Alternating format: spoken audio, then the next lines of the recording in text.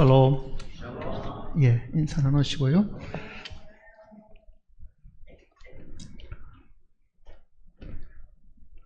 시편 90편을 보시겠습니다.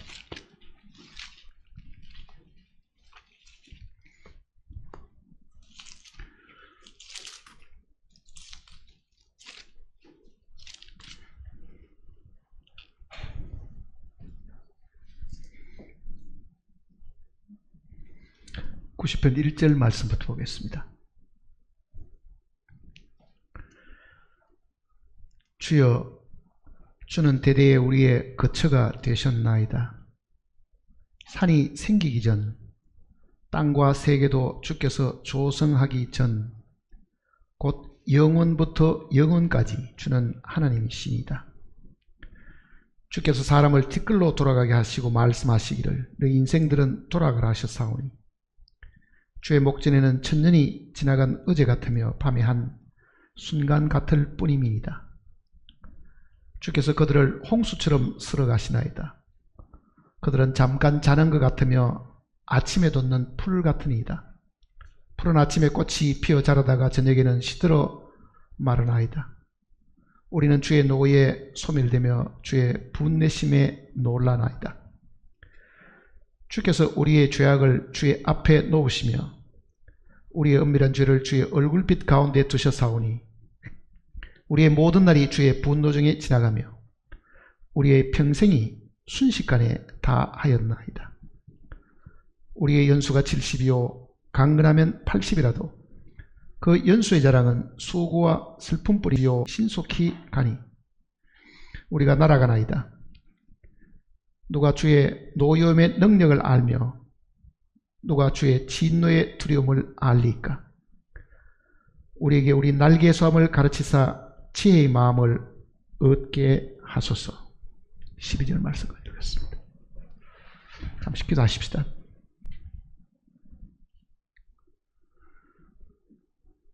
하늘에 계신 살아계신 우리 아버지 하나님, 하나님 계심으로 우리도 이 땅에 존재하게 되었고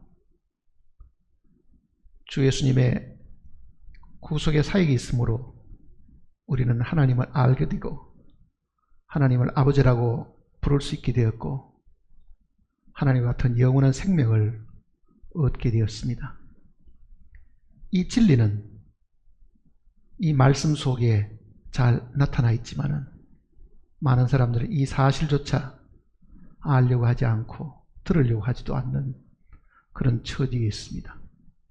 일찍 우리에게 말씀을 주셔서 깨닫게 하시고 참으로 하나님이 살아계심과 지금도 역사하셔서 그 뜻을 이루고 계심을 저희들이 확실히 압니다. 죽음 이후의 세계까지 주님께서 우리에게 가르쳐 주셨고 비록 우리는 잠깐 살다가 흙으로 돌아가지만 죽음 이후에 어떤 세계가 놓여 있는 것까지도 주님께서 우리에게 가르쳐 주셔서 우리로 하여금 절망하거나 낙심하거나 슬퍼하지 않도록 우리를 위로하셨습니다. 그러고 하신 말씀을 저희들에게 매일매일 들려주시고 보여주심으로 우리의 소망이 더욱더 풍성하고 주님을 향한 우리의 마음이 날로 더 가까워지고 있음을 저희들이 감사를 드립니다. 이 자리에 함께 모인 심령들 마음을 주님께서 붙들어 주시고 우리의 눈이 주님을 향하게 하시고 우리의 귀는 입에서 나오는 주님의 음성에 귀를 기울이도록 도와주시옵소서. 우리 주 예수님의 크신 이름으로 간절히 기도드립니다.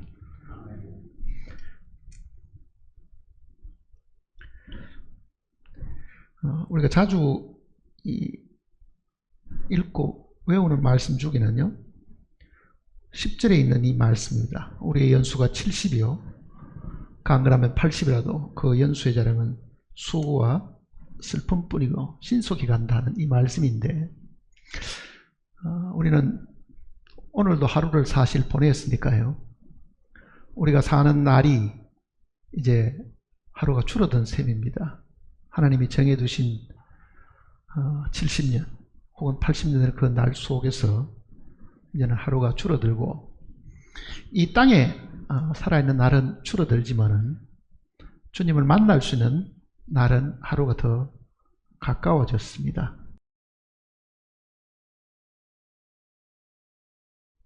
우리만 쳐다보면요, 우리 사는 것이 너무 허무한 것 같기도 하고, 정말 꿈과 같다, 살아가는 것이 잘 먹었다 하는 것도 별 의미가 없고, 아름다운 것을 봤던 것도 별 의미가 없고, 좋은 옷을 입었던 것도 별 의미가 없는데, 왜 하나님께서 우리를 이렇게 허무하게 창조하셨는가, 이런 생각도 가끔은 해보게 됩니다. 하나님이 우리를 허무하게 창조하신 게 아니고, 우리가 하나님의 그 영광스러움을 허무하게 사실은 만들었기 때문에 사실 그렇습니다. 그게 인간이 범죄로 인해서 이제 그런 결과가 이르게 된 거잖아요. 로마서의 말씀대로 모든 사람이 죄를 지었음에 하나님의 영광에 이르지 못하더니 그러잖아요. 우리는 죄 짓는 것이 지옥 가는 걸로만 생각하지만은, 본래 하나님은 우리를 영광스럽게 만드셨지만은 사람의 범죄가 그 영광에 이르지 못하고 추락을 했다, 그 의미입니다. 그러니 영광스럽게 지음을 받았는데도 우리는 그 영광을 잃어버린 존재인데요, 그 영광을 다시 회복시켜 주시는 것이 우리가 얻은 영원한 이 생명입니다. 90편 내용을 읽어보면은 아마 이게 첫사람 아담의 감정 같은 생각이 듭니다. 아담이 만일 하나님께 기도한 내용이 적혀 있다고 하면은 아마 이 90편 내용이 아담의 입에서 나오는 간증이 아니겠는가 하는 그 생각을 하게 됩니다. 1절부터 보시면요, 주여 주는 대대에 우리의 거처가 되셨나이다. 산이 생기기 전, 땅과 세계도 주께서 조성하기 전, 곧 영원부터 영원까지 주는 하나님이십니다. 주께서 사람을 티끌로 돌아가게 하시고 말씀하시기를 너희 인생들은 돌아가라 하셨사오니. 제일 처음에 이 이야기를 누구에게 하셨습니까? 너는 흙이니 흙으로 돌아가라. 그 이야기를 첫사람 아담이 들었으니까요, 항상 그 마음 속에 아마 이런 기도가 분명히 있을 겁니다.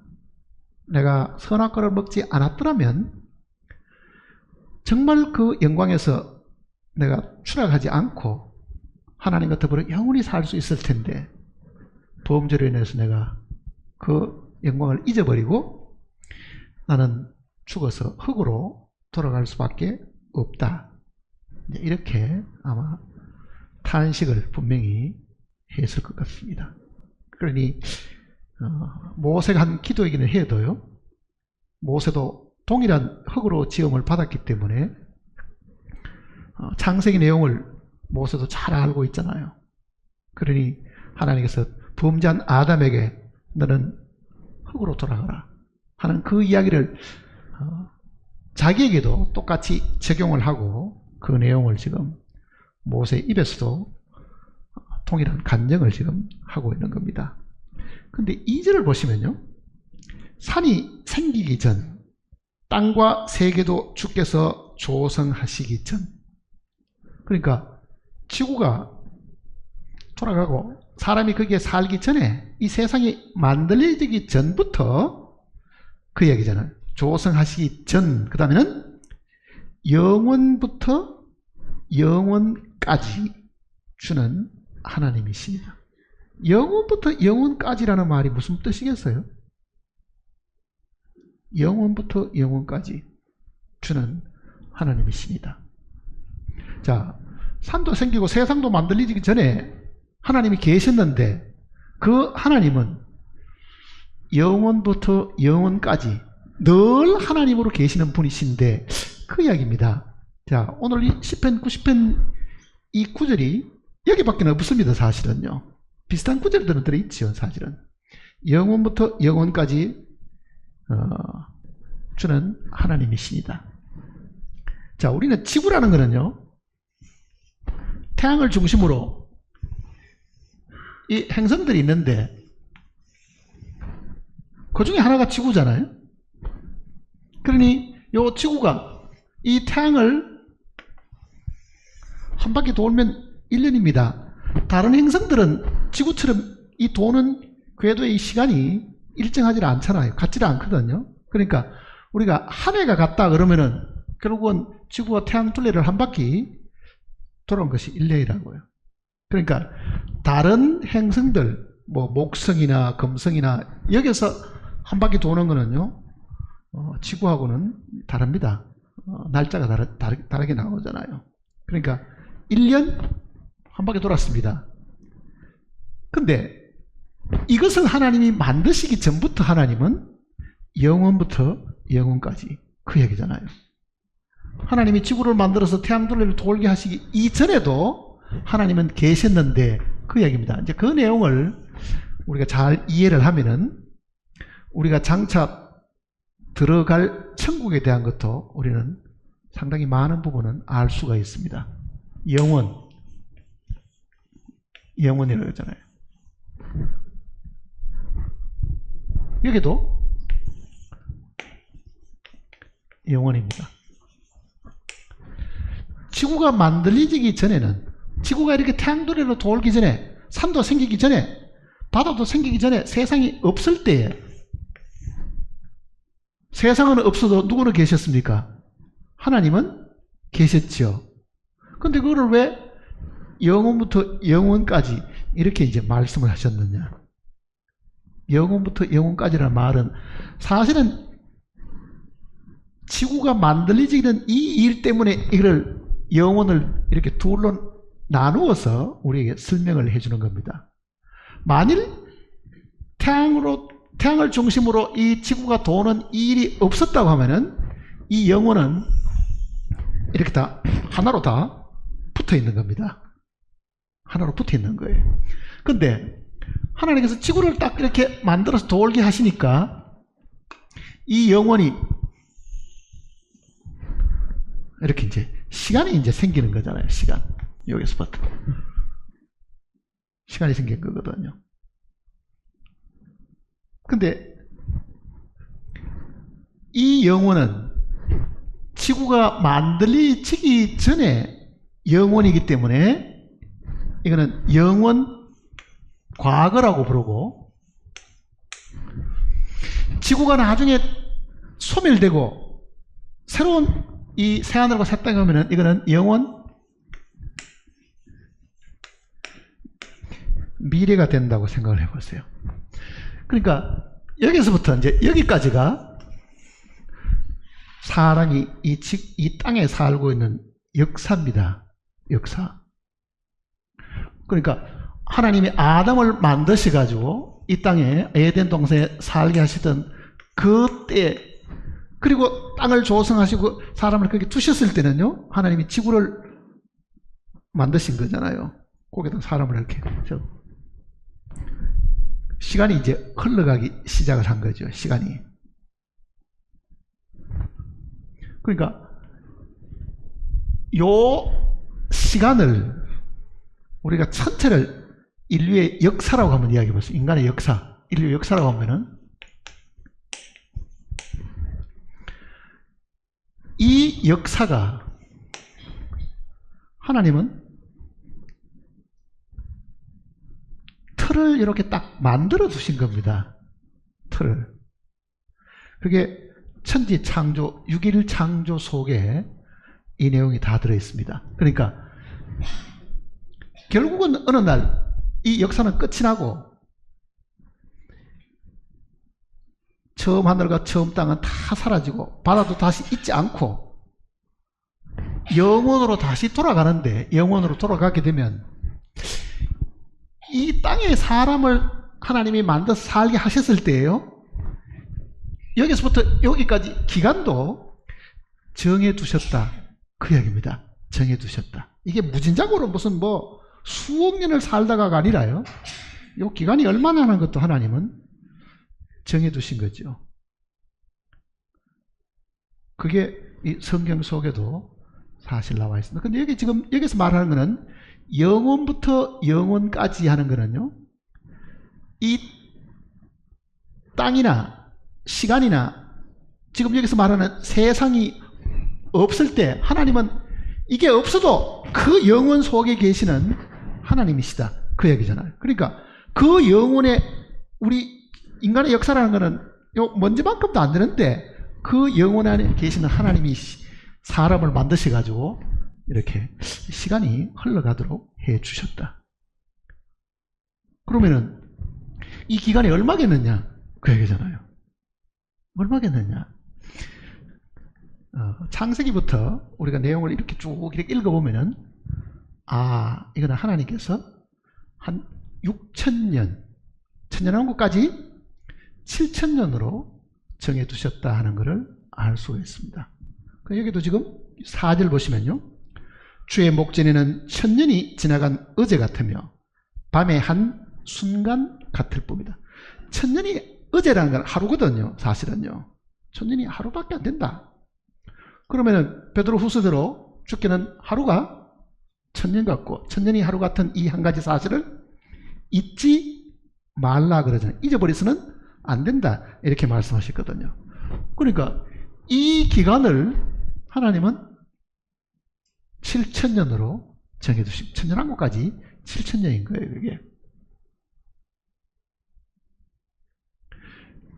자, 제일 먼저 우리가 이 성경에서 발견할 수 있는 거는요, 숫자를 먼저 한번 봐야 됩니다. 숫자. 1 그러면요, 그건 하나님 숫자잖아요. 1. 7 그러면 뭐겠어요? 7 그러면 어떤 생각이 들어요?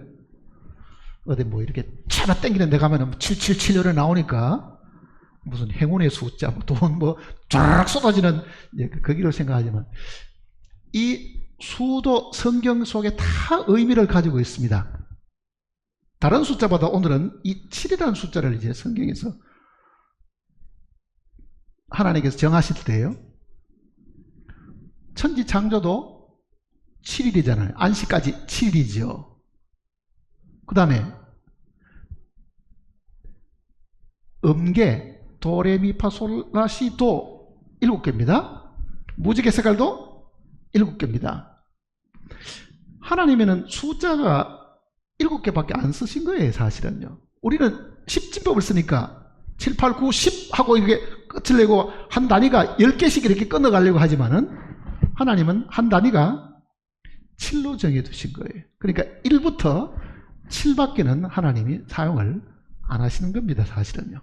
그럼 8은 어떻게 하냐? 그는 7 더하기 1일 뿐이지 8이라는 숫자를 특별하게 쓰시려고 하지는 않으신다. 그 얘기잖아요.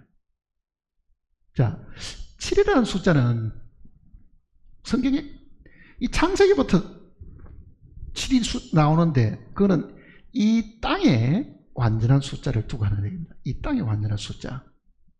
그러니까 완전수의 7인데 이 7을 가지고 하나님이 모든 것을 다 계획을 하시고 정해놓으시고 다 이 섭리를 다 그 속에다가 다 넣어주셨습니다. 자, 보세요. 7일. 예? 일요일부터 시작해서 한 주간이도 7일이지요. 그러니까 하나님이 계획하고 있는 것은 이 7이기 때문에요. 일주일에 7번째 날은 안식일. 그렇잖아요. 일주일에 7번째 날은. 8번째 계산도 안 하고 7번째로 끝이 나고 다시 또 첫째 날부터 7일 이래 되잖아요. 우리가 배운 것 중에 하루씩 계산해서 7일도 있고, 그렇죠. 한 주씩 계산해가지고 7번째 주도 있고, 한 달씩 계산해서 7째 달도 있고, 1년씩 계산하면 이거는 7번째 해도 있습니다. 자, 안식일, 안식주, 안식월, 이거는 안식년이잖아요. 그러니까 하나님은 이 땅에 있는 모든 것들은 다 완전수를 다 7로 다 계산을 해 두셨다. 그 이야기입니다. 그 다음에 성경에서 자주 나온 숫자는 12잖아요. 12. 계시록은 뒷부분으로 갈수록 12라는 숫자가 많이 나옵니다. 앞에는 7별, 7교회, 7사자 이것만 나오다가 저 뒤로 가서는 새 예루살렘 성이 있는데 12사도의 이름이 있고 12지파 그렇잖아요. 그러니까 7이 이 땅에서 완전한 수면은 3과 4를 더한 거잖아요. 7은 3 플러스 4지요. 이게 7이잖아요. 근데 3 곱하기 4가 되면 어떻게 돼요? 12가 되잖아요. 사실은요. 그러니까 영원 안에서의 완전한 수는 12로 정해두신 겁니다. 12. 그러니까 12사도를 택하신 것도요. 그 12사도가 장차 영원한 새하늘에 갔을 때 그 12사도들이 보좌에 앉아가지고 이스라엘의 12지파를 심판하도록끔 하나님이 처음부터 계획하신 겁니다. 자, 유대인들은 12지파고 그렇잖아요. 예수님의 제자는 12명인데 그 12은 이 땅에 뿐만 아니라 어디 있다는 이야기입니까? 장차 그 영원한 나라에서도 그 12이 그대로 유지가 되는 거잖아요. 사실은 12이라는 숫자가. 그 말은 무슨 말이냐 하면요, 유대인의 12지파는 영원에 가서도 그게 12지파로 그대로, 유대인은 그대로 있는 겁니다. 사실은요. 그러니까 12지파의 이름들이 그 성문에 이렇게 다 기록되어 있다. 그렇게 표현된 이유가 바로 거기에 있는 거잖아요. 그러면은 12사도들도 마찬가지잖아요. 그 12이 결국은 영원에 가서도 12보좌에 앉아서 12지파를 다스린다고 하면은 그거는 영원 안에 12입니다. 자, 예수님의 기적 중에요, 오병이어를 가지고 먹고 남은 것이 얼마였습니까? 네? 12바구니에 찼다 그랬습니다. 그것도 영혼과 관계되는 내용을 이야기하는 겁니다. 사실은요. 그러니까 성경에 기록된 이 숫자는 아무 의미가 없는 게 아니고 다 의미가 있는데 우리가 미처 발견하지 못하고 보지 못한 것, 사실은 그거밖에 없잖아요. 자, 그러면은 하나님께서 천지 창조를 하실 때 그 내용을 이제 한번 봅시다. 이제 창세기 1장 내용을 보면은 첫째 날부터 여섯째 날까지, 그리고 7일째 안식하셨더라 그러잖아요. 이 첫째 날부터 이 7일까지 여기 오는 기간이 이 역사에 7등분이 나 있는 겁니다. 사실은요. 이렇게 7등 나 있는 거예요. 그러니까 이 7일 동안에 이 완성하신 이 사역, 처음 천지창조를 하실 때에 이 7일이 이 긴 시간에 7,000년 역사를 다 설명을 해 주신 겁니다. 그러니까 자, 하루, 이틀, 3일, 4일 여기까지 왔습니다. 그리고 2000년 더 오고 그 다음에 천년왕국이고 영원한 새하늘과 새 땅으로 이제는 들어가게 되는 거잖아요. 자, 그러면은 정말 이 첫째 날부터 6일 동안의 요 창조가 그저 단순하게 하나님께서 빛이 있으라, 궁창을 만드시고 땅을 묻히 드러나라 하시고 그 다음에 하늘에 있는 새들이나 물고기 창조하시고 그런 내용으로만 이게 기록되어 있냐 하면 사실은 그렇지 않고요.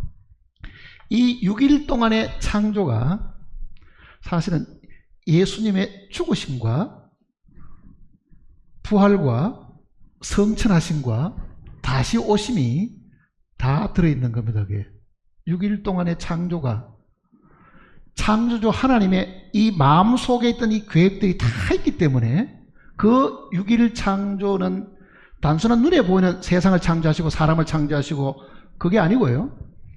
창조주 하나님 자신과 관계가 있으니까 주님이 이 땅에 오셔서 죽으시고 부활하시고 그 내용까지도 다 들어있다는 걸 알 수 있습니다. 창세기 한번 보세요. 이제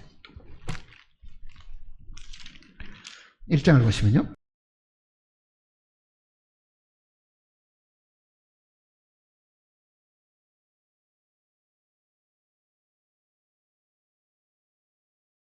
(1절입니다) 태초에 하나님이 천지를 창조하시니라. 태초에 하나님이 천지를 창조하시니라. 자, 태초에 하나님이 천지를 창조하셨으니까 그 태초는 사실 시간적으로 정확하게 언제인지는 잘 모릅니다. 시간이 언제인지는. 근데 그 영원의 어느 시점에서요, 하나님이 우리처럼 물질 세계도 아닌데 그 영원히 계시는 하나님이 눈에 보이고 만질 수 있는 이 물질 세계를 만드셨다. 이제 그 내용을 지금 이야기하는 거예요. 눈에 보이는 물질 세계를 만드셨다. 자, 그럼 만들기 전에는 그 영혼 안에는 어떤 일이 과연 있었겠는가? 그때 하나님은 무엇을 생각하고 있었겠는가? 그때는 아무 생각도 안 하셨을까요? 천지 창조하시기 전에 하나님은 아무 생각도 안 하고, 그때는 하나님도 존재 안 하고 있다가 천지 창조할 때 그때 하나님이 갑자기 생겨가지고 천지를 창조하시겠냐고요. 영혼이 뭔지를 이제 먼저 잠깐 이해를 해야 됩니다. 영혼이 뭐냐? 이 영혼이 사실은 설명하기도 힘들지만은요, 알고 보면은 그보다도 더 복된 내용이 사실 없습니다.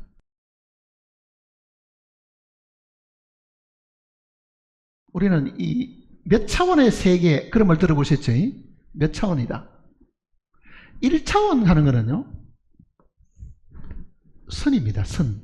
여기 1차원입니다. 만일 개미가 한 마리 지나가는 것 같으면요, 개미는 요 선 위에만 있으니까 좌우가 하나도 없습니다. 이게 선이 굽었는지, 이런 선인지, 직선인지도 모르고, 어쨌든 요 선 하나밖에만 모르는 겁니다. 요거 왔다 갔다 하는 요거밖에 모르는 거거든. 여기 1차원입니다.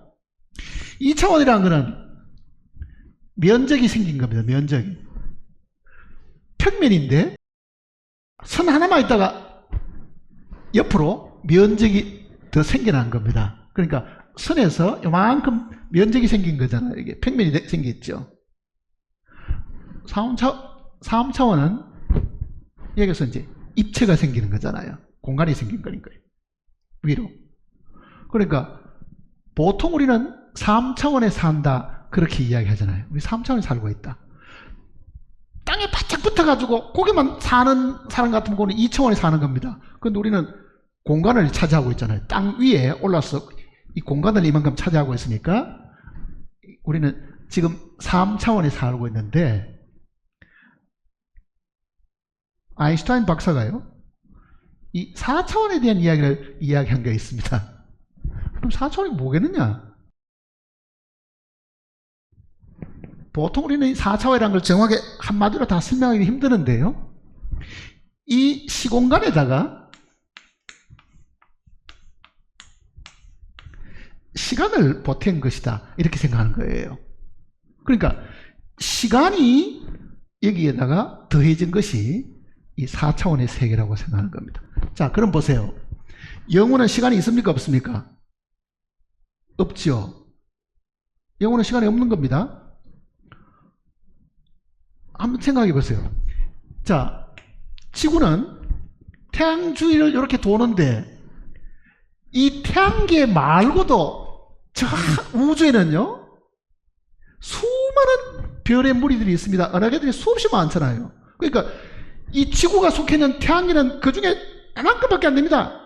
그보다 훨씬 더 큰 은하계가 있는데, 지구에 사는 사람들이 1시간 걸어 봐야 그 은하계, 상상할 수 없는 멀리 떨어지는 그 은하계 속에 있는 그 시간하고는 계산할 수가 없는 거거든요.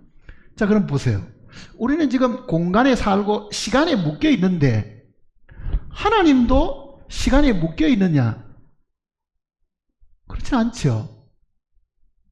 우리는 지구라는 요 비행기를 타듯이 지구를 타고 도는 요 시간 속에 있는데 요 지구 안에서 1년 하는 이 1년은요, 지구에 있는 사람에게만 해당되지, 지구 밖의 사람들은 1년 하고 할 필요도 없습니다. 그는 사실 따지고 보면요. 밖에 있으면은. 그러니까, 시간의 제한을 받지 않는 것이 영원입니다. 영원. 그러니까, 하나님은 이 물질 세계에 잡혀 있는 분, 시간과 공간에 갇혀 있는 분이 아니시기 때문에, 본래 영혼 안에 계시는 분이기 때문에, 이 영혼은 과거도 없고 현재도 없고 미래도 없습니다. 이거는 태양 둘레 도는 이것 때문에 시간이 생긴 거잖아요, 사실은요. 그러니까 영혼이라는 그 개념 속에 그 영혼에 본래 계시던 그 하나님은 내가 세상에 속하지 아니함 같이 너희도 세상에 속하지 아니하이나니, 그 말은 뭐냐? 세상이란 거는 시간과 공간에 갇혀 있는 데가 세상이잖아요. 이게 물질이라는 이 시간 속. 그러니까 이 밖에 있으니까 그 밖에 있는 하나님은 본래 영혼 안에 계신 분이기 때문에 시간의 제한도 안 받고 공간의 제한도 안 받으니까 어떤 일이 생겨요? 부활하신 주님은 문이 닫혀 있는데도 쑥 들어오시고 갑자기 또 사라지시죠. 사람들이 할 수 없는 일이죠. 천사들도 시간과 공간의 제한을 안 받으니까요. 자, 사도 바울이 옥에 갇혔는데 베드로도 옥에 갇혔을 때 천사가 와서 어떻게 합니까? 발로 툭 차서 따라 나오라 그러니 묶여온 것도 다 풀려버리고 옥문도 저절로 열려버리고, 그거는 그 천사들도 시간과 공간의 제한을 받지 않기 때문에 사실 그렇잖아요. 그러니까 영혼이라는 것은 시간이 없는 것입니다. 항상 그거는 현재로만 있는 거잖아요. 과거도 없고 미래도 없고 항상 그는 현재인 거거든요. 자, 그 영혼에 계시는 하나님이 천지를 창조하셨습니다. 그러면 우리는 천지가 창조된 이후에 사니까 시간 안에 살고 공간 안에 살면서 그걸 이해하지만은 영혼 안에 계실 때 하나님은 무슨 일을 하셨겠어요? 아무도 안 하셨겠어요? 하셨을까요? 안 하셨을까요? 영혼 안에 아직도 지구라는 것이 없을 때 하나님은 영혼 안에 계실 때 일을 하셨을까요? 안 하셨을까요? 네? 영혼 안에 계실 때 안 하셨을 것 같죠? 우리가 모르니까. 사실은 그렇지 않고요. 그때도 하나님은 계획을 세우시고 일을 하셨습니다. 에베소서 1장 내용은요, 창세 전에 그리스도 안에서 우리를 예정하사 그러잖아요. 그러니까 그 영혼 안에 계실 때도 하나님은 계획을 세우시고 그 계획을 이루셨습니다. 그러니까 영혼 안에서 예수 그리스도를 정하셨고 그 예수 그리스도를 메시아로 그리스도로 정하셨고 그 예수 그리스도 안에서 인간을 구원하실 그 계획도 다 하셨습니다. 그러니까 창세전에 그리스도 안에서 하는 그 표현은 영혼 안에서 하신 겁니다. 영혼 안에서. 그러니까 영혼 안에서 계획을 세고 영혼 안에서 그 계획을 이루셨죠. 근데 사람을 구원하는 계획은 이 영혼 안에서 계획하신 그 계획이 요 십자가에서 완성되게 하신 겁니다. 사실은요. 그러니까 하나님은 이 세상이 없어도 하나님이시고 일이 있으시고 계획이 있으셨습니다. 그걸 우리가 이해를 해야 된다고요. 자, 그런 하나님이 이 땅에 사람의 모습으로 나타났습니다. 그분이 예수님이잖아요. 영혼 안에 계시던 분이 이 땅에 오신 거죠. 그 영혼 안에 하나님이 가지고 계시던 그 뜻을 이 시간 속에서 이루시기 위해서 사실 오신 겁니다. 자, 이 내용이 이 창세기 천지 창조 6일 동안의 이 이야기 속에도 잘 드러나 있다는 것을 우리가 알 수 있습니다. 자, 첫째 날은 시간이 지금 많지 않으니까 지금 다 아신다고 전제를 하고, 첫째 날 빛이 있으라 그러잖아요. 빛이 있으라. 빛을 창조하셨습니다. 빛이 있으라. 하심에 빛이 있었고, 물론 문자 그대로 읽으면은 우리는 이 빛이 하나님의 이 명령을 따라 가지고 빛이 생겨났다는 걸 알고 있습니다. 근데 하나님이 빛으로 말씀하신 이 빛은 예수님의 출생을 두고 하는 이야기입니다. 예수님의 출생을 두고 하는 이야기잖아요. 빛이 세상에 왔음에 그러잖아요. 빛이 세상에 왔음에. 근데 이거를 이제 한번 보시면요,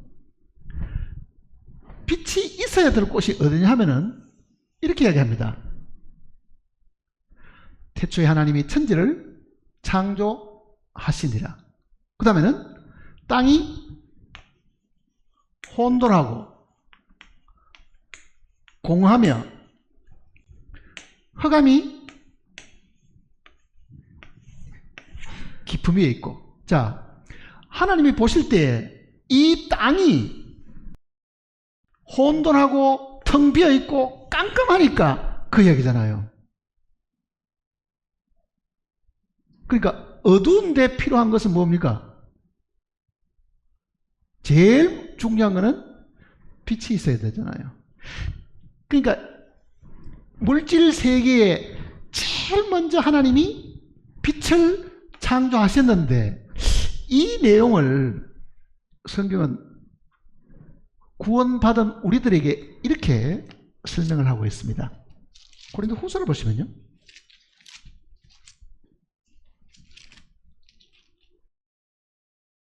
고린도 후서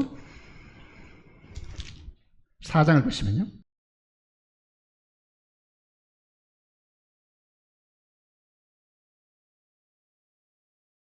고린도후서 4장 6절입니다. 같이 읽어볼까요? 어두운 데에 빛이 빛이라 말씀하셨던 그 하나님께서 예수 그리스도의 얼굴에 있는 하나님의 영광을 아는 빛을 우리 마음에 비추신다. 자, 사도 바울은 이 창세기 내용을 전제로 해서 이 말씀을 하는 겁니다. 뭐라고 얘기합니까? 창세기 1장 보면은 땅은 혼돈하고 공하고 흑암이 깊음이 있고 그러잖아요. 이 땅이 깜깜한 여기에 하나님이 빛이 있으라 라고 말씀하신 것처럼 어두운 데서 빛이 빛이라 그 하나님께서 그 말이잖아요. 그 다음에 어떻게 했다고요? 예수 그리스도의 얼굴에 있는 하나님의 영광을 아는 빛을 우리 마음에 비췄다. 자, 지구가, 이 땅이 깜깜하고 혼돈하고 텅 비어 있었는데 여기에 빛이 빛이라 하셨다고 하는 이 하나님은 오늘 인간 나에게 그 얘기입니다. 왜? 우리 인간도 다 흙으로 지음받았잖아요.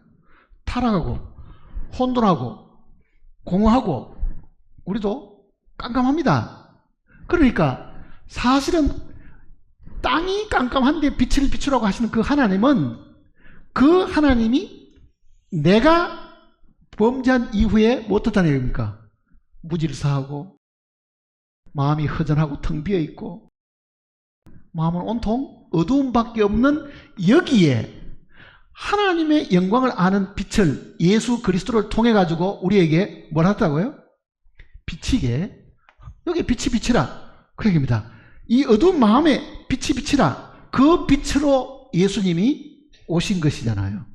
그러니까 첫째 날에 빛이 있으라 하는 이 빛은 세상의 빛으로 오신 예수님을 투구하는 얘기입니다. 그러니까 첫째 날은 주님이 이 땅에 오셔서 죽으시는 그 내용을 지금 이 땅에 오신 출생하신 그 내용을 지금 이야기하는 겁니다.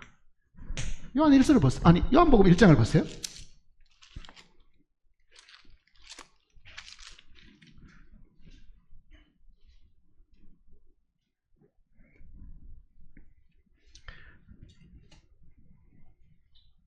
요한복음 1장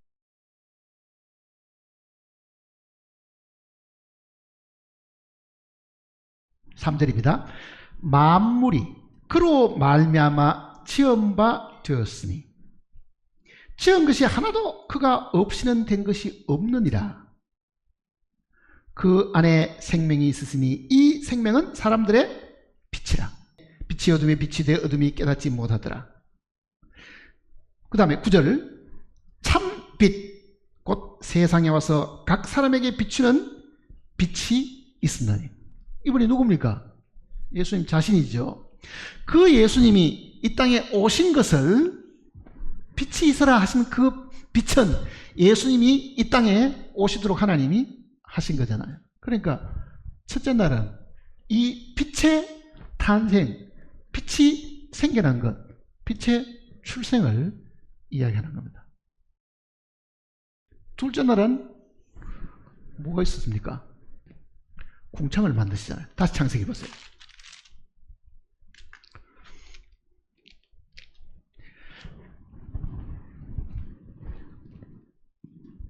1장 4절입니다. 빛이 하나님 보시기에 좋았더라. 그 빛은 하나님 자신이고 하나님의 아들이면요, 하나님이 예수님을 두시고도 기뻐하시고 예수님을 보시고도 만족하신 그 내용을 두고 하는 얘기입니다. 그 다음에 4절은 그 빛이 하나님 보시기에 좋았더라. 하나님이 빛과 어둠을 나드사 하나님이 빛을 낮이라 부르시고 어둠을 밤이라 부르시니 저녁이 되면 아침이 되니. 그러니까 빛이 오니까 밤낮이 생겨났다, 그 이야기잖아요. 밤낮이 생겨났다. 낮과 밤이 생겨난 거죠. 빛 때문에, 빛으로 인해 가지고 낮과 밤이 생겨났다. 그러니까 그거는 우리의 마음에 빛이 비쳐가지고 무엇이 진리며 무엇이 거짓이며 무엇이 어려운 것이며 무엇이 죄라는 것이 빛이 비치는 그 순간에 우리는 더 분명하고 또렷하게 사실은 알게 되는 겁니다. 둘째 날은 6절입니다. 하나님이 이르시되 물 가운데 궁창이 있어 물과 물로 나뉘게 하시고. 자, 지구를 만들어 놨는데 이 지구 둘레에 수증기가 꽉 차 있었겠죠. 구름층이 꽉 둘러싸여 있은 거죠. 이게 온통 물입니다. 근데 하나님께서 여기다가 공간을 이렇게 만들으셨다. 그래서 물이 위에 있는 물과 지구 쪽에 붙은 물로 이렇게 나누어 놨다, 그렇게 하잖아요. 그러니까 궁창 위의 물, 궁창 아래의 물, 이렇게 구분을 해 두었다. 그러니까 본래 이 땅이 물로 다 뒤덮여 있었습니다. 그러니까 지구는 이렇게 있고 물 속에 있은 거지요. 그러니까 셋째 날은 하나님이 그날 땅을 만드시는 게 아니고 뭐라 그럽니까? 묻이 드러나라 그러잖아요. 그러니까 있던 땅이 드러나는 거는 묻이, 자, 여기 이제 지금 지구 가까이에 붙어 있는 물도 있고 이 공창에 있는 물도 있는데 여기 묻이 드러나니까 물 속에 있던 땅이 솟아올라오는 거죠. 그러니까 지금 에베레스트 산이라든지 뭐 로키 산맥 같은 거, 거기에 가면 조개들이나 뭐 바다 속에 있던 온갖 이 물고기들의 그 화석이 있는 이유가 그 옛날에 그게 뭐였다는 이야기입니까? 바다에 있다는 뜻이잖아요. 솟아올라 버린 거죠. 그러니까 묻이 드러나라 하는 그 순간에 물 속에 있던 땅이 드러난 겁니다. 근데 둘째 날은 하나님께서 물로 완전히 다 뒤덮여 있는 이 지구에 이 공간을 이렇게 만들으셔가지고 땅 쪽에 붙어 있는 물, 그리고 저 하늘에 있는 물, 이렇게 나누어 두셨다, 이렇게 지금 설명하는 겁니다.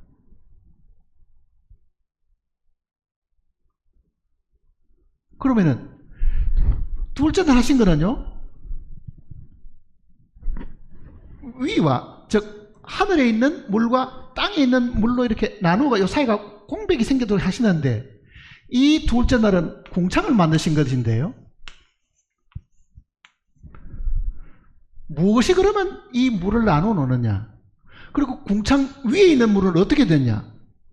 심판이잖아요. 이거는 노아 홍수 때 다 쏟아져 내린 겁니다. 그러니까 궁창 위의 물은 심판이 된 거예요. 이게 세상을 심판한 심판이 되어버리고, 요 사이에 만들어 놓은 거는 뭐냐?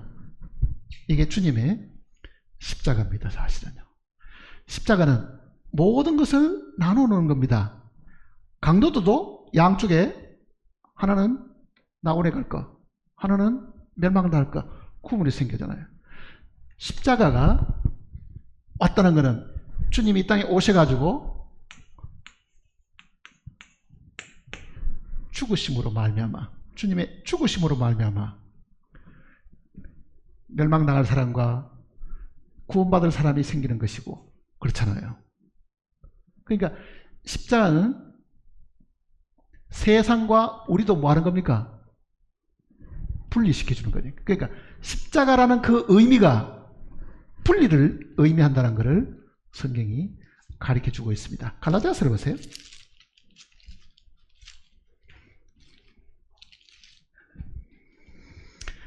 6장을 보시면요,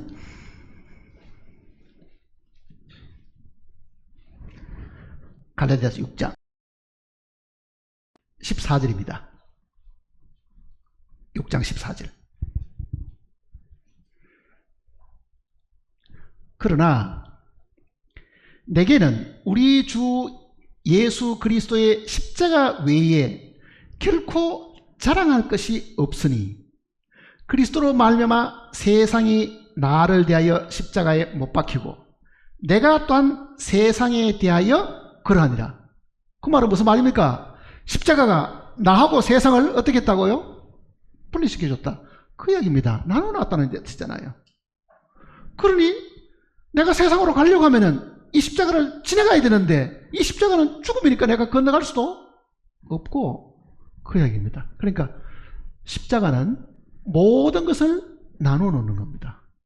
하늘에 속한 것과 땅에 속한 것, 죄인과 의인, 세상과 교회, 이 모든 기준이 주님의 죽으신 십자가거든요. 그러니까 이 궁창을 나누는 이 이야기는 빛으로 오신 주님이 죽으심으로 말미암아 생명과 죽음도 나누고 하늘과 땅도 나누고 의인과 죄인도 나누고 모든 걸 다 분리시켜주는 그 내용을 기록하고 있는 겁니다.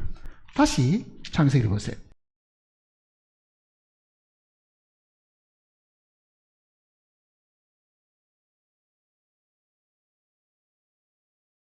구절입니다.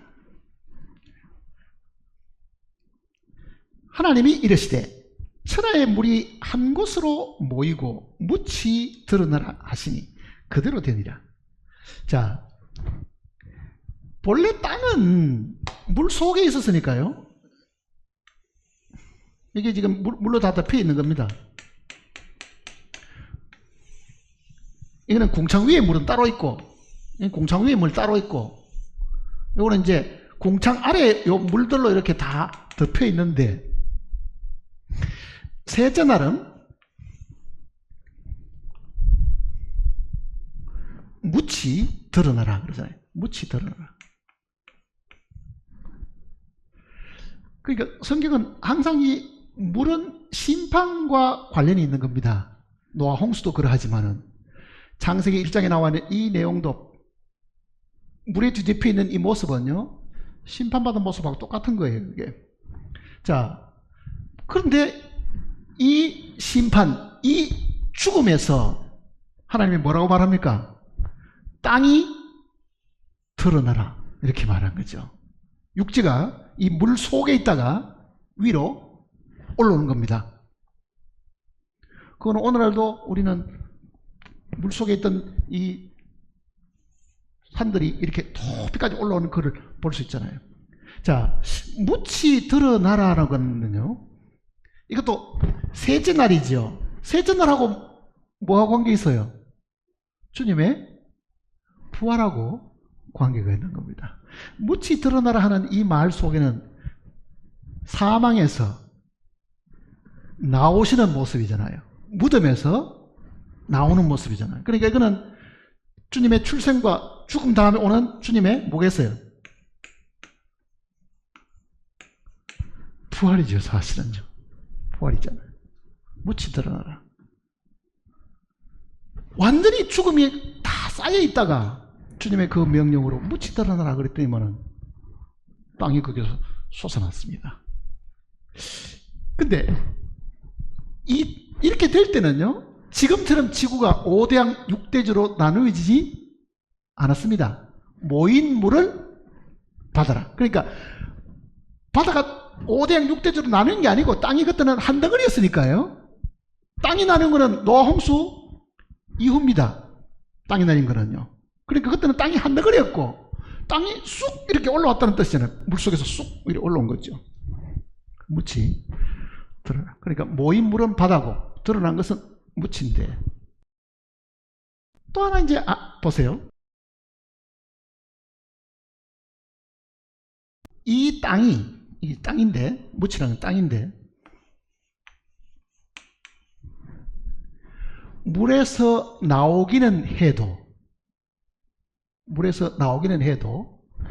이 땅은 자기가 나온 그 물을 쓰지 않습니다. 무슨 말인 거 보세요. 땅에 식물이 자라는데 식물이 본래 땅이 갇혀있던 바닷물을 끌어다가 관계 용수로 쓰지는 않습니다. 놀랍죠? 본래 그 물속에 살아 있었던 땅인데도 왜 그 땅이 나와서는 그 물을 갖다 쓰지 않는가? 그건 뭘 말하겠어요? 부활의 생명은요, 본래 자기가 살고 있던 그 땅하고는 그곳하고는 아무 의미가 없다. 더 이상 우리는 죽음에서 나왔으면은 이미 무덤에 있던 것들이 우리의 도움이 될 수는 사실은 없다는 것을 이야기하는 거예요. 오히려 안개만 땅에 내려가지고 그 안개를 먹고 식물이 나온 거예요. 그때는 비가 올 때가 아니니까. 그러니까 이 성경의 기록을 하나하나 자세히 읽어보면요, 굉장히 놀라운 이야기들이 굉장히 많습니다. 우리가 다 못 깨달아서 그렇지. 그러니까 이 부활의 생명, 그거는 자기가 나온 것에 절대로 도움을 받을 필요가 없고 받지도 않는다, 그 얘기입니다. 자, 9절 다시 보시면요, 하나님이 이르시되 천하의 물이 한 곳으로 모이고, 그 말은 뭐겠어요? 바다가 다 하나였고 땅도 하나로 되어 있었다, 그 이야기잖아요. 지금처럼 대륙이 아프리카, 아메리카 이렇게 뚝뚝 떨어진 게 아니고 한 땅과 한 바다 이렇게 되어 있은 거죠. 지질학자들은 늦게서 그런 걸 아는 거예요. 지구가 뭐 땅 모양이 그렇게 생겼기 때문에 짝을 맞추니까 이게 한 덩어리다가 아니라, 이 기록이 지금부터 3,500년 전의 기록이면요, 그때는 자연과학도 없을 때입니다. 그러나 분명히 성경은 천하의 물이 한 곳으로 다 모여 있었다. 그리고 묻히 그냥 드러났다, 이렇게 표현한 거죠. 하나님이 묻을 땅이라 부르시고 모인 물을 바다라 부르시니 하나님이 보시기에 좋았더라. 자, 근데 땅만 지금 이렇게 생겨난 게 아니고요, 이 땅이 생겨나니까 거기에 따르는 뭐가 있습니까? 보세요. 이제 11절에 하나님이 이르시되 땅은 풀과 씨 맺는 채소와 각기 종류대로 씨 가진 열매 맺는 나무를 내라 하시니 그대로 되어 땅이 풀과 각기 종류대로 씨 맺는 채소와 각기 종류대로 씨 가진 열매 맺는 나무를 내니 하나님의 보시기에 좋았더라. 자, 땅과 식물들이 여기서 지금 나오기 시작하잖아요. 식물들이. 그 말은 땅이 드러난 것이 예수님의 부활이라고 말하면요, 이 부활은 주님만 부활하신 것이 아닙니다. 관련된 모든 피조물들도 다 함께 살아나는 거죠. 생명이 함께 나오는 겁니다. 그러니까 예수님 안에, 즉 땅 위에 많은 이 생명들이 생겼다는 것은요, 부활과 더불어 뭐가 있습니까? 우리는 그 레위기 공부할 때도 초곡절 날은요, 뭘 하라고요? 이삭 한 단을 하나님께 드린다 그러잖아요. 그 이삭 한 단은 주님과 더불어 함께 부활한 성도들을 두고 하는 이야기입니다. 그게 마태복음에 기록되어 있는 대로 주님 부활하시는 날, 휘장이 찢어지고 하는 날, 지진하는 날, 무덤에 있던 많은 성도들이 일어나고, 그 표현들이 있잖아요. 여기도. 이제 그 내용은 이 주님의 부활이 주님 자신이 살아나신 것뿐만 아니라 모든 생명을 나누어 주시는 그 일을 하시는 분이 되셨기 때문에 사실 그렇습니다. 그 다음 보세요. 14절. 하나님이 이르시되 하늘의 궁창에 광명체들이 있어 낮과 밤을 나누게 하고 그것들로 징조와 계절과 날과 해를 이루게 하고, 또 광명체들이 하늘의 궁창에 있어 땅을 비추라 하시니 그대로 되니라. 하나님이 두 큰 광명체를 만드사 큰 광명체로 낮을 주관하게 하시고 작은 광명체로 밤을 주관하게 하시며, 또 별들을 만드시고 하나님이 그것들을 하늘의 궁창에 두어 땅을 비추게 하시며 낮과 밤을 주관하게 하시고 빛과 어둠을 나누게 하시니 하나님이 보시기에 좋았더라. 자, 넷째 날에 이게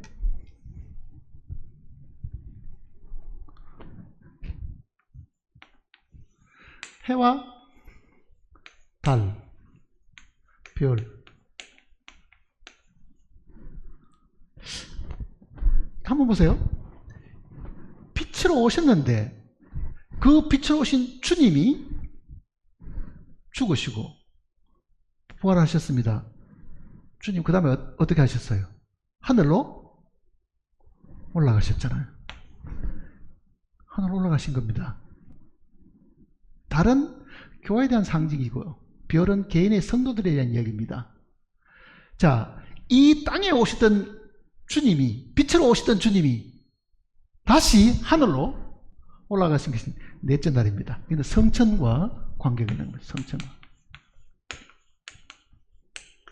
주님이 성천하신 거잖아요. 달이라는 거는 발광체가 아니잖아요. 스스로 빛을 낼 수가 없고 반사하는 것 뿐입니다. 태양이 있어야 가능한 거거든요. 그러니까 달빛이라는 거는 태양빛을 받아서 반사하는 거울하고 똑같은 겁니다. 교회가 그렇습니다. 너희는 세상에 빛을 하지만은요, 우리 스스로가 빛을 낼 방법은 없습니다. 주님의 빛이 우리에게 비치면 그 빛을 우리는 반사하는 거잖아요. 사실은요. 반사하는 거. 그게 우리의 달의 역할이고 그게 교회의 역할입니다.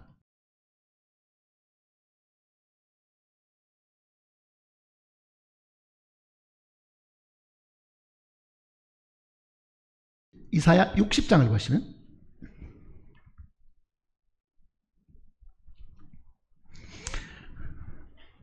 이사야 60장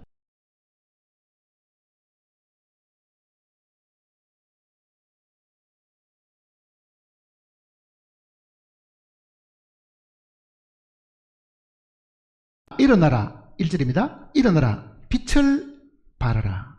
이는 내 빛이 이르렀고 하나님의 영광이 내 위에 임하였습니다. 물론 이거는 이스라엘 민족이 이제 회복되어 가지고 세상에 이제 빛이 될 그 내용을 이야기하는 이야기인데요. 이거는 교회에게도 같은 원리입니다.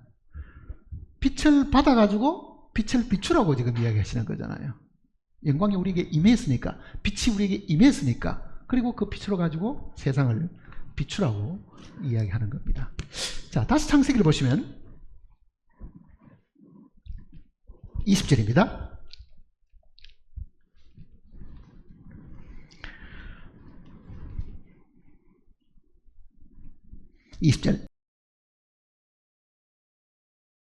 하나님이 이르시되 물들은 생물을 번성하게 하라.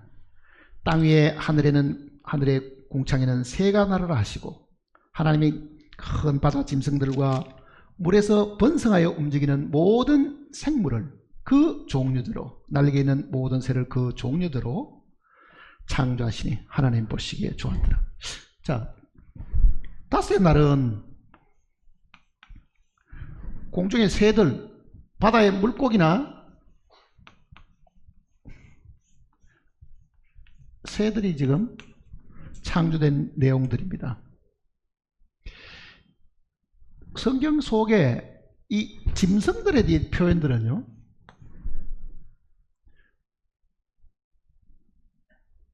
사람들을 두고 하는 이야기입니다. 사실은.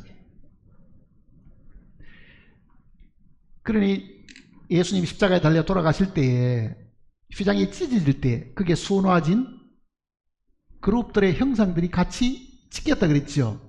그 그룹들은 사람을 포함해서 뭐가 있습니까? 피조물들이 다 들어있는 거예요. 그러니까 주님의 부활로 인해 가지고 사람만 영원한 생명을 얻는 게 아니고 피조물들도 회복됩니다. 피조물들도 죽지 않고 살게 되는 거죠. 사실은요. 영원한 지옥에는 구더기도 죽지 않으니까. 로마서 8장을 보시면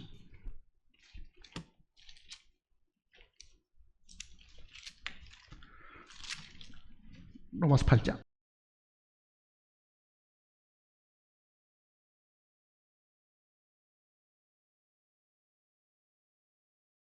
19절입니다. 로마서 8장 19절. 피조물이 고대하는 바는 하나님의 아들들이 나타나는 것이라. 자, 여기서 피조물들은요, 하나님이 지으신 모든 생물들을 다 이야기하는 겁니다. 그러니 이 짐승들이나 가축들이나 새들이나 이 모든 것들은 뭘 하고 있다고요? 하나님의 아들들이 나타나기를 간절히 사모하고 있다. 이렇게 이야기하고 있죠. 20절 보세요. 피조물이 허무한데 굴복하는 것은 자기 뜻이 아니요 오직 굴복하게 하시는 이로 말미암음이라. 그 바라는 것은, 즉 피조물이 바라는 것은 그 말입니다. 피조물도 썩어짐의 종로로 타는 데서 해방되어 하나님의 자녀들의 영광의 자유에 이르는 것이다. 피조물도 영원히 살도록 바라고 있다. 그 이야기잖아요. 왜? 주님 오시면 죽음이라는 게 더 이상 없습니다. 사실은요. 그런데 그 피조물들은 아직도 회복이 안 됐습니다.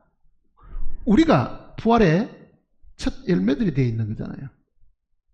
다음에 그네들도 회복이 됩니다. 그게 천년왕국 때에 있을 일들을 미리 이야기하는 거죠. 그러니까 피조물도 썩어짐의 종로로 하는 데서 해방되어 그러잖아요. 썩어짐의 종로. 더 이상 죽음이 없고 그 얘기입니다. 그러니까 자, 주님이 죽으시고 하늘로 올라가시고 이 땅에 모든 생물들이 생명을 얻게 되는데, 그거는 오늘 구원받은 우리들과 앞으로 구원받을 사람들과 장차 영원히 죽지 않게 되는 이 피조물들 다 이야기하는 겁니다.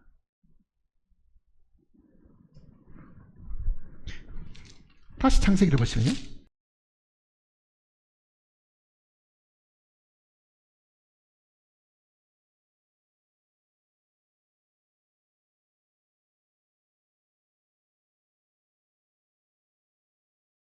바다와 이 물속에 있는 것과 공중에 있는 것, 이렇게 이제 구분을 해 주신 것은요, 물속에 있는 것은 심판 가운데 있는 생명들이겠죠. 아직도. 하늘에 있는 것은 새들은 부활의 생명을 가진 사람 같이 보이잖아요. 근데 그거를 더 이제 그런 생명들이 어떻게 되는가, 그게 지금 이제 여섯째 날에 대한 이야기입니다.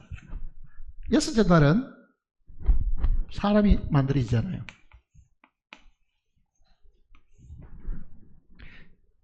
주인공이 지금 여기는 사람입니다. 자, 26절입니다. 1장 26절. 하나님이 이르시되 우리의 형상을 따라 우리의 모양대로 우리가 사람을 만들고 그로 바다의 물고기와 하늘의 새와 가축과 온 땅에 기는 모든 것을 다스리게 하자 하시고, 하나님이 자기 형상, 곧 하나님의 형상대로 사람을 창조하시고 남자와 여자를 창조하시고, 자, 사람을 만드는데 남자와 여자를 만들었다. 자, 그럼 보세요. 예수님이 출생하셨고 예수님이 죽으셨고 예수님이 부활하셨습니다. 예수님이 하늘로 성천하셨습니다. 그리고 성천한 다음에 성령이 오셔서 생명을 나누어 주신 거잖아요. 이거는 성령 오신 거니까. 성령이 땅에서 생명을 나누어 주셨죠. 지금 교회 시대입니다. 근데 6일째 사람을 만든 사람이 나타났습니다. 그 사람 누구겠어요? 부활의 주님이죠. 둘째 사람이잖아요. 둘째 사람. 둘째 사람이 나타났습니다. 그런데 그 둘째 사람은 남자만 있는 게 아니고 누구도 있어요? 신부도 있게 됩니다.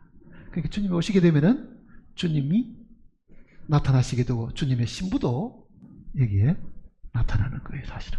그게 남자와 여자를 만든 겁니다. 그러니까 이 천지 창조 내용이 만일 지구의 이 6천년 역사를 다 설명하는 것 같이 보이잖아요, 지금 보면요. 그리고 7천년 때는 천연왕국이거든요. 둘째 사람으로 이 땅에 다시 오시고 그의 아내도 데리고 오시고 그리고 안식 속에 들어가는 것. 그게 7천입니다. 자, 보세요. 하나님이 영원 전부터 계획을 하셨습니다. 그 영원 전부터 계획하셨던 것을 천지 창조하시는 동안에 이 세상을 이렇게 하시겠다고 계획을 하신 겁니다, 사실은. 그러니까 인간 역사는 6천년입니다. 천년왕국까지 7천년입니다. 7천년. 그거는 하나님이 그 영원전에 계획하셨던 거고, 그것을 사람들로 하여금 알려주기 위해 가지고 7절기를 가르쳐 주신 거라고요. 장차 될 일은 사람들이 연구해서 알 수 있는 것은 아닙니다. 이거는 하나님 마음속에 있던 비밀이기 때문에 하나님이 가르쳐 주지 않으면 모릅니다. 그러니 우리가 장래일을 알려고 머리를 싸매고 공부한다고 되는 게 아니고, 하나님이 자기 입으로 말씀하신 그 내용을 보면은 하나님도 자기 마음의 비밀을 어떻게 했습니까? 미리 사람들 하여금 미리 알려주시는 거잖아요. 그러니까 주 여호와께서는 자기의 비밀을 그 종 선지자들에게 보이지 아니하시고시는 결코 행하심이 없다. 아모스 3장은 그렇게 이야기했으니까 이 천지 창조 내용 속에서도 하나님의 이 계획을 사람들에게 보여주셨고, 절기 공부할 때도 배웠잖아요, 사실은요. 절기 내용 속에도. 그리고 계시록 속에는 예수 그리스도의 계시라, 그 계시 속에 하나님이 우리가 마땅히 알아야 될 그 모든 비밀도 그 속에 상세하게 넣어주셨다. 그러니까 안식은 완전한 이 땅의 회복과 관련이 있는 거죠. 이사야서 보시면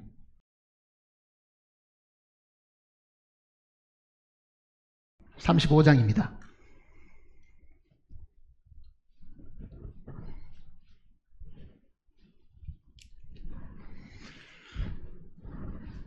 이사야 35장.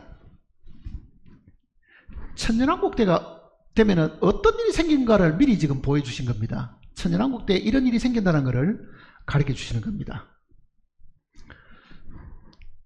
1절부터 보세요. 광야와 메마른 땅이 기뻐하며 사막이 백합화 같이 피어 즐거워하며 무성하게 피어 기쁜 노래로 즐거워하며 레바논의 영광과 갈멜과 사론의 아름다움을 얻을 것이다. 그것들이 여호와의 영광 곧 우리 하나님의 아름다움을 보리로다. 주님이 재림하시는 이야기죠. 그 다음에는 너희는 약한 손을 강하게 하며 떨리는 무릎을 굳게 하며 겁내는 자들에게 이르기를 굳세어라. 두려워하지 말라. 보라, 너희 하나님이 오사 보복하시며 갚아주실 것이다. 하나님이 오사 너희를 구원하시라. 주님의 재림이죠. 초림 때는 연약하셔가지고 십자가에 달려 죽으셨지만은요, 재림 때는 강한 자로 임하신다 그러잖아요. 그는 심판주로 오시는 겁니다. 그 다음 보세요.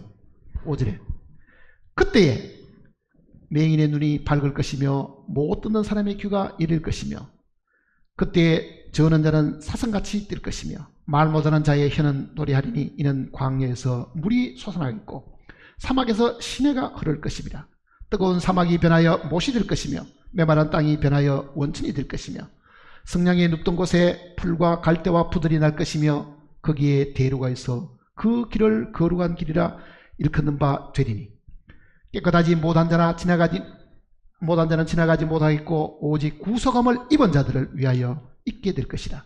우매한 행위는 그 길을 다니지 못할 것이며 거기에는 사자가 없고 사나운 짐승이 그리로 올라가지 아니하므로 그것을 만나지 못할 것이요 오직 구속함을 받은 자만 그리로 행할 것이며 여호와의 성령함을 받은 자들이 돌아오되 노래하며 시온에 이르러 그들의 머리 위에 영영한 희락을 띠고 기쁨과 즐거움을 얻으니 슬픔과 탄식이 사리르지라.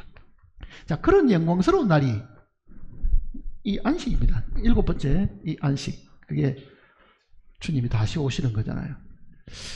자, 그러면 한번 보세요. 구약 4000년이 지나갔는데, 그렇죠? 주님이 이 땅에 오셔가지고 창세 전에 그가 마음속에 계획하셨던 그 일을 완성하신 것이 이때입니다. 그렇잖아요. 완성하신 것이. 그 완성이 나타나는 것이 이 땅에 성령이 오셔가지고 모든 사람에게 생명을 주시는 일이 있고, 그리고 그가 이제는 재림하시게 되면, 감람산에 재림하시게 되면 지금 이런 일이 생기고 1000년 동안에 통치하시게 된다. 11장을 보시면요. 이사야 11장.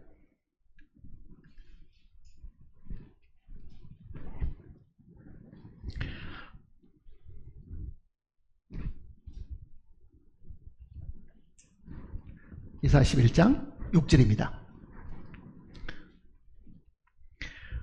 그때에 이리가 어린 양과 함께 살며 표범이 어린 염소와 함께 누우며 송아지가 어린 사자와 살찐 짐승이 함께 있어 어린 아이에게 이끌리며 암소와 곰이 함께 먹으며 그것들의 새끼가 함께 엎드려지며 사자가 소처럼 풀을 먹을 것이며 젖먹는 아이가 독사의 구멍에서 장난하며 젖된 어린아이가 독사의 구울에 손을 넣을 것이다. 내 거룩한 산 모든 곳에서 해됨도 없고 상함도 없을 것이니 이는 물이 바다를 덮음같이 여호와를 아는 지식이 세상에 충만할 것입니다. 그게 이제 마지막 7번째 날인데요. 그 7번째 날이 주님이 이 땅에 오셔서 모든 이 땅의 악을 다 죄하시고 그가 만왕의 왕으로 다스리시고, 자, 주님이 이 땅에 계시는 동안에도 초림 때 오셨을 때도요, 죽은 사람도 살리죠, 귀머거리도 다 낫게 해주죠, 안전병이나 모든 이 병자들을 다 낫게 해주시다는 말은 주님이 다시 오실 때는 더 이상 그런 환자가 없다는 뜻입니다. 그걸 미리 잠깐 보여주신 거예요. 그러니까 주님이 재림하셔서 이 땅을 다스릴 때는요, 이 땅에는 그런 사람들이 불평하고 자기가 남보다 못생기고 자기가 남보다 뭐 더 불구가 되고 그런 부분을 가지고 불평하는 그런 일들은 없이 완전히 회복되는 세상이 지금 오는 걸 두고 하는 이야기입니다. 자, 여기에다가 이제 만일 우리가 7절기를 대입을 한다 하더라도 이거는 다 이해를 할 수 있잖아요. 7절기가 무엇을 의미하는지를 이제, 그러니까 7절기는 여기서부터 더 상세하게 이제 영원한 이 미래까지 다 기억하시는 겁니다. 자, 이 시편의 기자는요, 영원부터 영원까지 이렇게 말했는데 또 다른 곳에서는요, 이제부터 영원까지 이렇게, 혹은 지금부터 영원까지 이렇게 표현한 거죠. 그거는 오늘 우리를 두고 하는 얘기입니다. 우리가 지금 살고 있잖아요. 이제 살고 있는 사람들이잖아요. 이제부터 영원까지. 그 말이 무슨 말이겠어요? 이 세상이 이 세상으로 그냥 있는 게 아니고 어떻게 된다고요?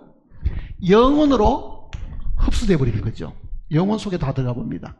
그러니까 이 땅에 주님이 이 땅에 오셔가지고 니고데모에게도 네가 거듭나지 않으면 하나님 나라를 볼 수도 없고 들어갈 수도 없다는 것은 여기에 사는 사람들은 여기에 사는 몸을 가지고는 영원 속에 들어갈 수가 없다. 그 이야기잖아요.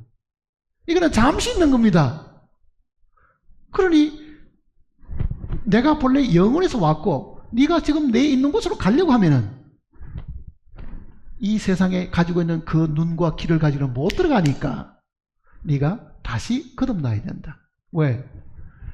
영원한 나라는 시간과 공간의 제한을 받지 않는 것이고 물질의 제한을 받지도 않는 것이고 이거는 하나님이 잠시 동안 만들어 둔 겁니다. 잠시. 길어봐야 6,000년입니다. 천년까지 7,000년입니다.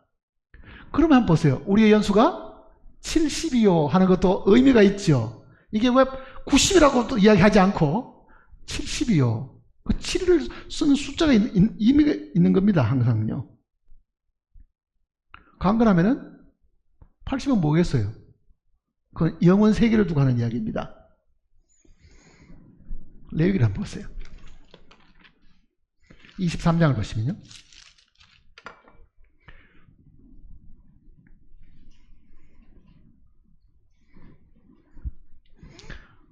(23장) 33절입니다.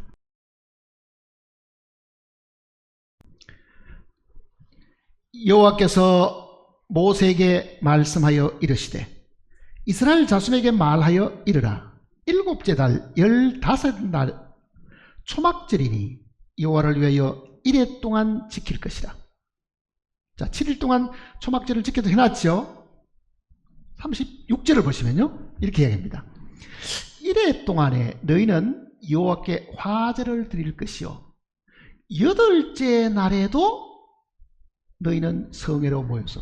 자, 7일 동안 끝을 내야 되는데 그 다음에 또 뭐 나와 있어요? 하루가 더 있죠. 8째 날에도 그러죠. 그 말이 뭐겠어요? 이거는 영원 속에 들어간 겁니다. 그 말은 이 7,000년이 끝이 나는데 우리의 연수가 70이 하듯이 이게 7,000년이 끝이 나는데 8째 날에도 8은 뭡니까? 부활의 날이잖아요. 영원 속에 들어간 겁니다. 영원. 그러니까 이 땅에서 주님이 1000년 동안 우리와 함께 계시지만은 이 8째 날에 해당하는 이 영원 속에서도 우리는 영원히 안식을 하게 된다. 그 내용을 이야기하고 있는 겁니다. 8째 날 그 뜻이나 8째 날.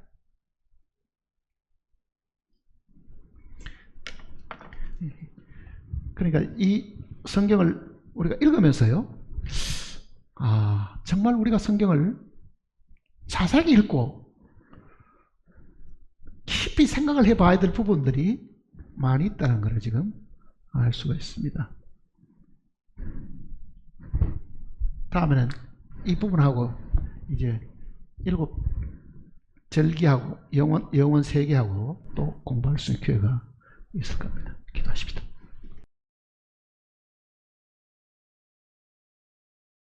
거룩하신 아버지 하나님, 우리가 지금 미련하고 어리석고 죄 가운데 살던 불쌍한 우리들이었지만은 주님의 긍휼하심이 있음으로 말미암아 우리가 구원함을 얻고 하나님을 알게 되었고 하나님의 생명 또한 저희들이 얻게 되었습니다. 우리에게 주 예수 그리스도를 선물로 주신 것뿐만 아니라 하나님의 거룩하신 말씀을 우리에게 주심으로 하나님의 영원하신 뜻과 계획과 목적까지도 소상하게 알려주셨습니다. 구원받은 우리 모두가 주님을 사랑하는 이상으로 주님이 주신 이 말씀을 사랑함으로 이 말씀 속에 감추어진 하나님의 거룩하신 목적과 계획과 뜻을 저희들이 날마다 알아가는데 부족함이 없도록 도와주시옵소서. 사람의 생각과 사람의 가르침을 쫓아가기 쉬운 이 때에 우리의 마음속에 이 확고한 하나님의 말씀을 우리 마음에 두므로 거짓 선생들의 가르침에 미혹되지 않도록 우리를 지켜 주시옵소서. 우리 주 예수님의 거룩하신 이름으로 간절히 기도드립니다. 아멘.